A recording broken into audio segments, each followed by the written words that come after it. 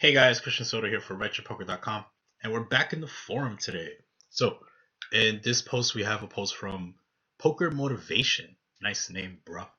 So, he's playing 1-3 no limit. He's under the gun with aces. He opens to 11 out of a stack of 110. And Villain, who's a very tight ABC player, decides to call in middle position. And he had like 400 behind or something like that. So, pot's $26, everyone folds, and the flop comes down. Jack of hearts, 9 of spade, 3 of clubs. And we have aces, so obviously this is a strictly value situation. And now we have a decision between checking and betting. So I kind of have a mixed strategy in these situations. I feel like check raising here is definitely really good, especially against players who like to take a lot of stabs or players who won't ever fold Jack X or actually shouldn't fold Jack X that often. Um, so against those type of players, or just to like mix up my checking frequency and have something to back it up with, I think check raising here is actually pretty cool. So, but as a standard, you decide to c bet, and I think that's pretty good. And Villain quickly calls, and the turn is the king of diamonds. So now we have a decision between checking and betting again. Um, and I like to say that I think you should be betting this turn as a merge. Um, just because you should be betting the king pretty often, as like given that the king hits your range more often than your opponent's range. So I think that you should be betting this king pretty often. At the same time, I think that it's a bet fold. So one of the things with live poker is that your opponents are unlikely to raise with bluffs at a high enough frequency, so you're able to bet fold more often.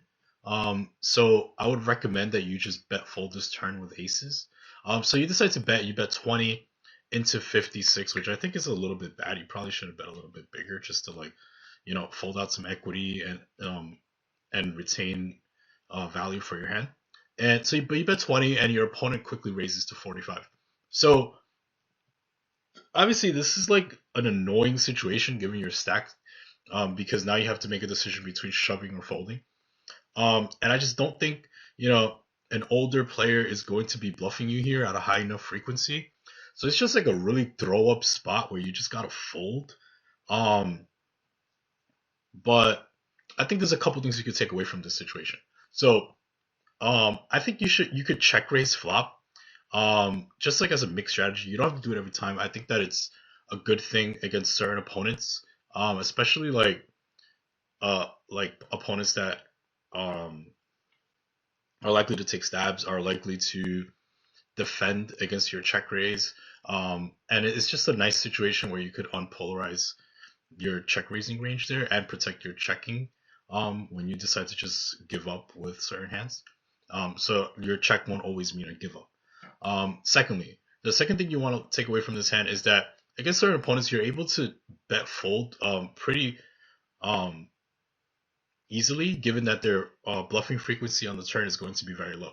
So you're facing an opponent who you said is an older, very tight ABC player. This guy's not bluffing you. This guy doesn't have king queen and decided to peel flop and now raise turn. That's not happening, you know. So what you want to do against these guys is just bet fold them to death.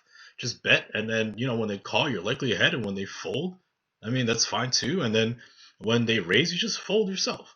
I mean, it's an exploitable situation, but like these guys are playing an exploitable strategy. So all you have to do is like find the exploitable strategy yourself and get away with it.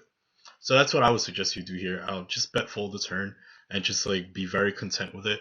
It's kind of disgusting and kind of annoying, but just something you got to do. So Poker Motivation, keep your head up, bruh. Nice name. So we'll chat later. Peace.